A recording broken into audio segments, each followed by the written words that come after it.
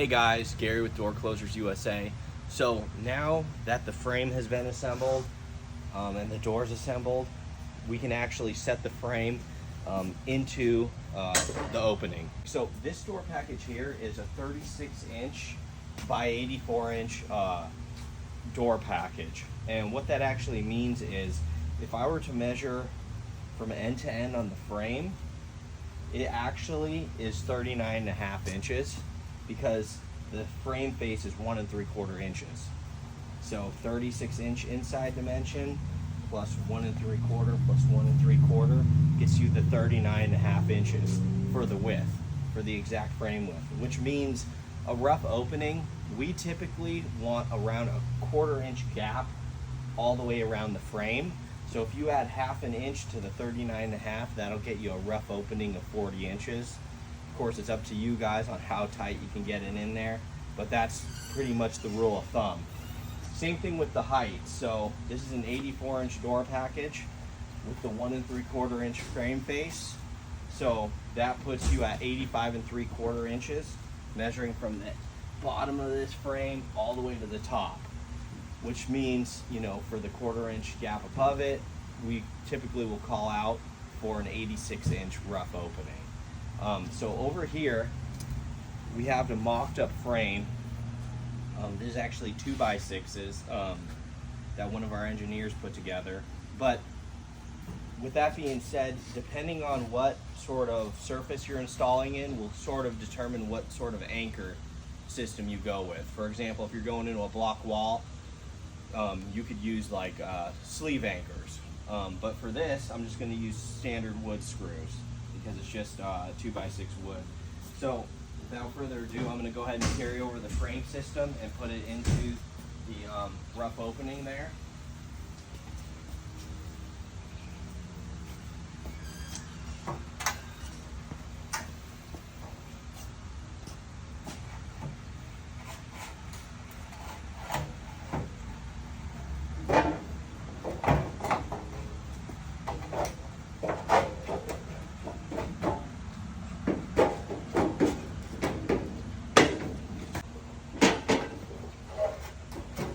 Okay, so if you look at this frame, I have it lined up into my rough opening of where I want it. There, you'll notice there are no holes on this jamb tube. So we actually have to drill our own and countersink them.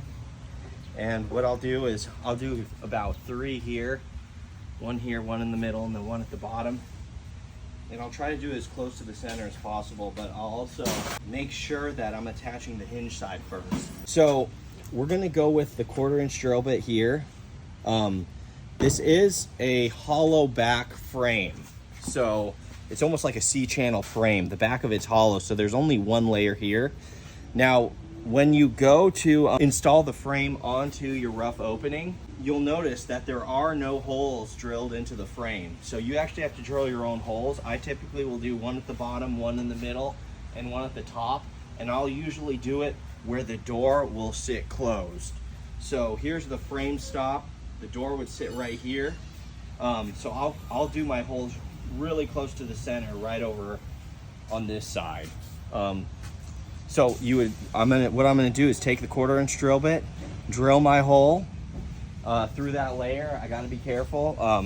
Then I'm gonna use a countersink tool to just countersink the hole a little bit so that when I do apply my screw, the screw head will sit flush with the frame and be really nice. So I'm gonna go ahead and do that now. Okay, so I'm gonna go about right here. I don't wanna get too close to the weathering just in case it walks a little bit. Okay, hole 1. Let me go ahead and get the other ones. Okay, hole 2. And then the bottom one. Okay, now I'll go ahead and countersink these real quick. So I don't want to overdo it.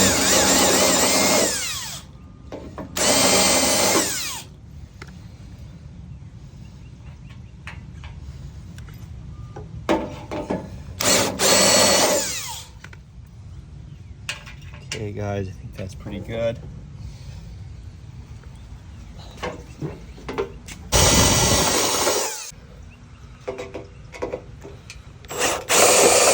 Okay guys, so now that I have my holes drilled, for this particular application, we're gonna line it up flush with the end of this wood here. So I'm gonna kick it in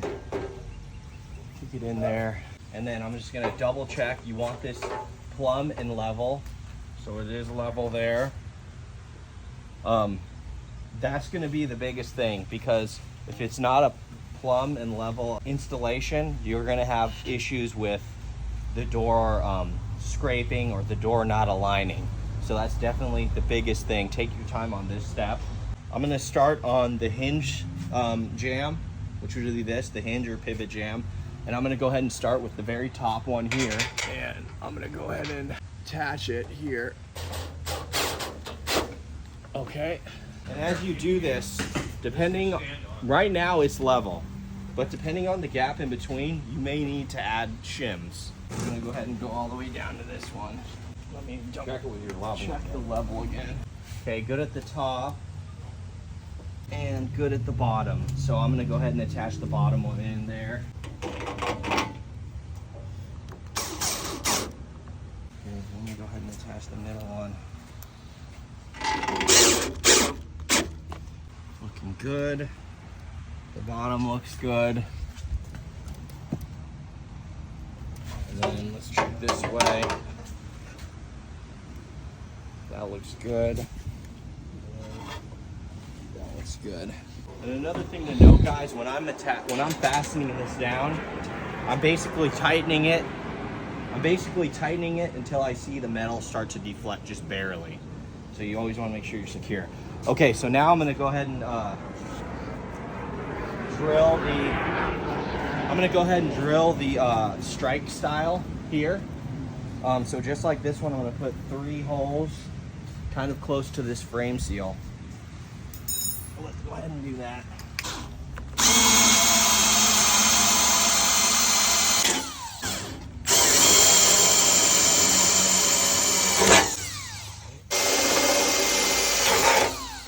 Okay guys, now I'm going to do the countersink.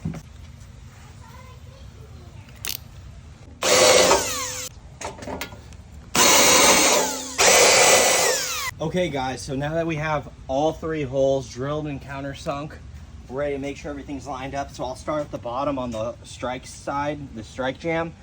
And I'm just, for our application, I'm gonna want the same overhang that I have over here. So tap her over. Okay, and then here's our saddle threshold. So it's actually attached to the frame via the pivot hinge bracket, as well as the threshold bracket. But I'm gonna go ahead and attach a threshold screw here just to hold this in. Now that I have this here holding the bottom part of my strike jamb, let's check for, verify that it's level, and then I'll attach the top anchor. Okay, so the top looks perfect, bottom looks perfect. Okay, so right here we're good. Let's go ahead and attach the top anchor.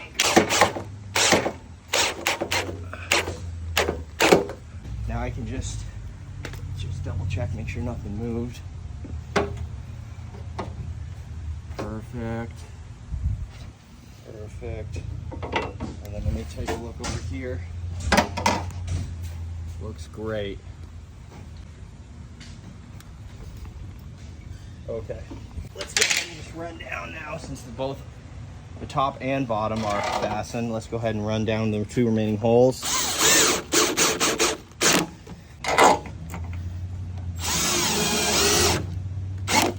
And guys, another thing to note is our installation was fine because, you know, we had this pre-made frame opening by one of our engineers, but in a real world situation, you may have to shim it, and that's what we're always checking for level. If you do shim it, we have these door frame shims. We recommend these ones. They're available on our website. You just stick them in and then you can snap them off. You could also find similar shims, you know, I'm sure at a local hardware store or anything like that. But if you do need them, they are on our website as well. But with that being said, now I'm going to go down to the threshold, and I have 2 more fasteners I need to attach. So let me go ahead and do that.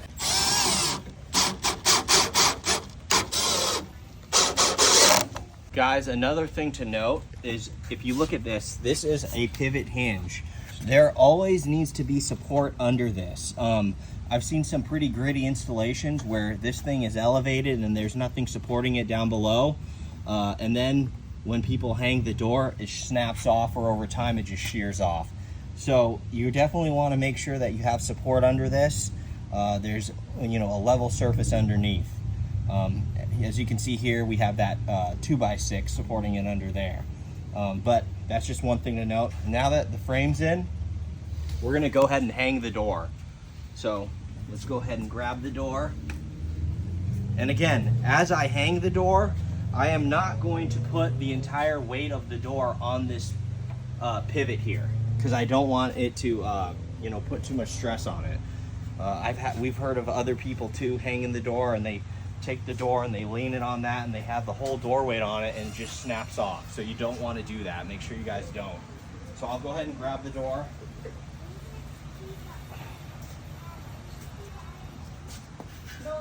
Okay.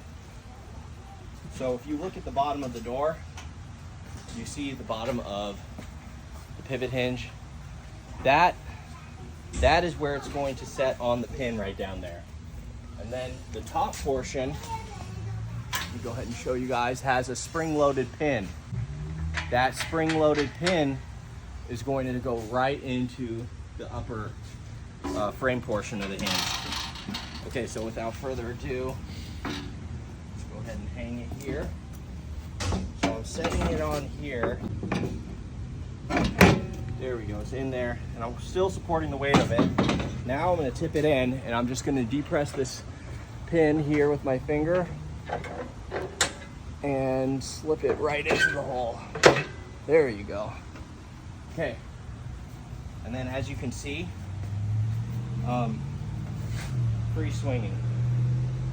See, it's not rubbing on the threshold, not rubbing at the top of the frame. This is completely lined up right here as well.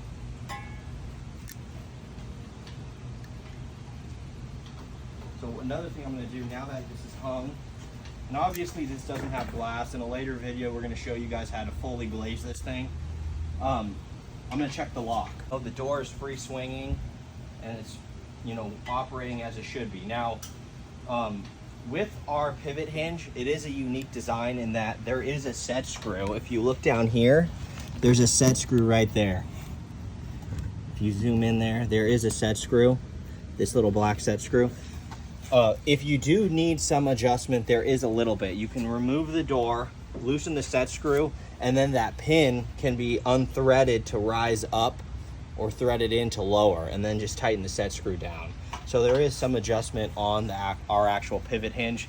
Now on a lot of models there is not. You know, other competitor brands, if you look at their pivot hinge, sometimes they don't even have the set screw option. So, but with that being said, I'm going to go ahead and check the lock now. And the lock, again, guys, from the video you can tell, but it comes pre-installed for you. So let's go ahead and flip it up.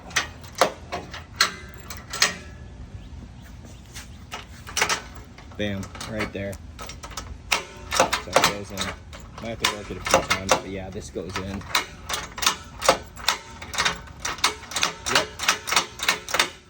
Okay, and then let me go ahead and show you guys the lock just in case you didn't see. So here we have a 5-ply laminated hook bolt lock, very heavy duty, very nice lock.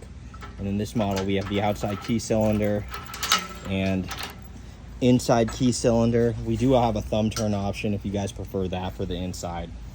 So there you guys have it. That's the door, storefront door installation video. Be on the lookout for our other videos with this storefront door package, door closer installation videos, and how to adjust commercial storefront doors. But again, this is the entrance light storefront door system available at doorclosersusa.com. We'll put the link down below. Thanks a lot, guys.